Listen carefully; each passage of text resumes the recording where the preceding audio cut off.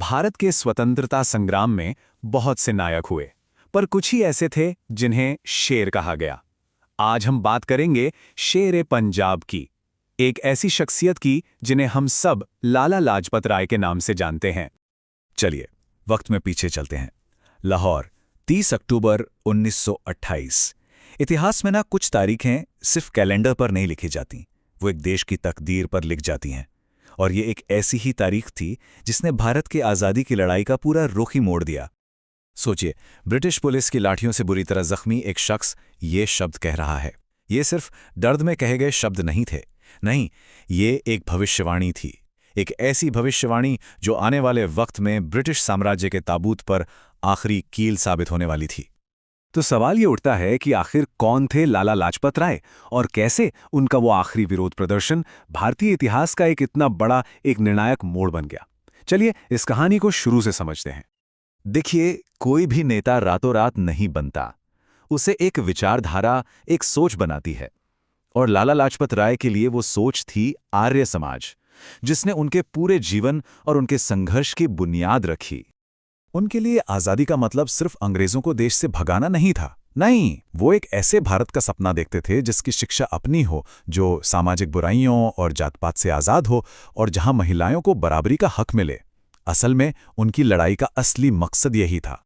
जरा उनकी शुरुआती जिंदगी पर नजर डालिए, कितनी तेजी से वो आगे बढ़े। सिर्फ 23 साल की उम्र में वो ना सिर्फ एक कामयाब वकील थे, बल्कि भारतीय राष्ट्रीय कांग्रेस का एक अहम हिस्सा भी बन चुके थे। एक नौजवान जो देश का भविष्य बदलने के लिए पूरी तरह तैयार था। और बस यहीं से उनका कद और भी बड़ा होना शुरू हो गया। अब वो सिर्फ पंजाब के नेता नहीं थे, बल्कि उनकी आवाज पूरे देश में गूंज रही थी। वो एक राष्ट्रीय हीरो बन रहे थे। 20वीं सदी की शुरुआत में भारतीय राजनीति में एक जबरदस्त तूफान आया, जिसे नाम दिया गया लाल बाल पाल। पंजाब से लाला लाजपत राय, महाराष्ट्र से बाल गंगाधर तिलक और बंगाल से बिपिन चंद्र पाल। ये तीनों देश के अलग अलग कोनों से थे, पर इन तीनों की आवाज और लक्ष्य एक ही था, भारत के लिए पूर्ण स्वराज। उस वक्त कांग्रेस पार्टी, आप कह सकते हैं, एक दोराहे पर खड़ी थी। एक तरफ थे नरम दल के नेता जो अंग्रेजों को अर्जियां देकर सुधार चाहते थे, और दूसरी तरफ थे गरम दल के ये जोशीले नेता लाल बाल पाल, जिनका मानना था कि आज़ादी भीख में नहीं मिलती, उसे छीनना पड़ता है, स्वदेशी अपनाकर, विदेशी का बहिष्कार करके और जोरदार आंदोलन करके। अब जाहिर है अंग्रेजी हुकूमत उनके इस बढ़ती ताकत से घबरा गई। उन्हें रोकने के लिए 1907 में आंदोलन भड़काने का झूठा इल्जाम लगाकर बर्मा की मांडले जेल भेज दिया गया। पर अंग्रेजों की ये चाल पूरी तरह उल्टी पड़ गई। जेल की सलाखों ने उन्हें कैदी नहीं, बल्कि पूरे देश का हीरो बना दिया। अब जब वो एक नेशनल हीरो बन चुके थे, तो उन्होंने तय किया कि भारत की आज़ादी की आवाज़ को देश की सरहदों से पार पूरी दुनिया तक पहुंचाना है। तो 1914 से 1920 के बीच उन्होंने अमेरिका को अपना नया मोर्चा बनाया। वहां उन्होंने इंडियन होम रूल लीग बनाई, अपनी किताबों के जरिए दुनिया को भारत की असली कहानी बताई और आज़ादी के लिए इंटरनेशनल सपोर्ट इकट्ठा किया। और जब 1920 में वो वापस भारत आए, तो एक नई ताकत के साथ सीधे गांधी जी के असहयोग आंदोलन में शामिल हो गए। तो कहानी घूमकर वापस वहीं आ जाती है जहां से हमने इसे शुरू किया था, 1928 का वो दिन, जो लाला लाजपत राय का आखिरी और सबसे बड़ा संघर्ष बनने वाला था। 1928 में अंग्रेजों ने साइमन कमीशन भारत भेजा, ये कहने के लिए कि वो भारत का भविष्य तय करेंगे।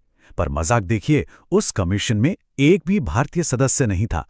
मतलब हमारे ही भविष्य का फैसला होगा और हम ही उसमें शामिल नहीं होंगे। ये एक खुला अपमान था और पूरे देश ने एक आवाज में इसका जवाब दिया, साइमन गो बैक। लाहौर में हजारों लोग शांति से प्रदर्शन कर रहे थे और इसकी अगुवाई कर रहे थे लाला लाजपत राय। लेकिन अंग्रेज police officer James A Scott ने सारी हदें पार कर दी। उसने निहत्थी भीड़ पर बेरहमी से लाठीचार्ज का हुक्म दिया और जानबूझकर लाला जी को निशाना बनाया गया। उनके सिर और छाती पर एक के बाद एक कई लाठियां मारी गईं। इस हमले के ठीक 18 दिन बाद 17 नवंबर 1928 को भारत ने अपने शेर को हमेशा के लिए खो दिया। ये सिर्फ एक मौत नहीं थी, ये वो चिंगारी थी जिसने पूरे देश में गुस्से और क्रांति की आग लगा दी। एक शांतिपूर्ण नेता की इस तरह हत्या करके अंग्रेजों ने अपना असली वहशी चेहरा पूरी दुनिया को दिखा दिया था। लेकिन लाला लाजपत राय का बलिदान व्यर्थ नहीं गया। उनकी शहादत ने आज़ादी की लड़ाई में एक नया पन्ना जोड़ा, एक ऐसा पन्ना जो इंकलाब और बलिदान से लिखा जाना था। उनकी मौत से भगत सिंह, राजगुरु और सुखदेव जैसे नौजवानों का खून खौल उठा। उन्होंने अपने प्रिय नेता की शहादत का बदला लेने की कसम खाई और ठीक 1 महीने बाद पुलिस अफसर जॉन सॉन्डर्स की हत्या कर दी।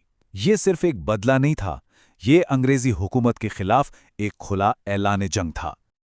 पर उनकी विरासत सिर्फ क्रांति तक ही नहीं है, वो एक विजनरी थे जो एक आत्मनिर्भर भारत बनाना चाहते थे। इसीलिए उन्होंने पंजाब नेशनल बैंक और लक्ष्मी बीमा कंपनी जैसे संस्थानों की नींव रखी ताकि देश आर्थिक रूप से भी आज़ाद हो। उनकी समाज सेवा और उनकी किताबें आज भी हमें रास्ता दिखाती हैं। लाला लाजपत राय का जीवन एक बहुत बड़ा सवाल हमारे सामने रखता है।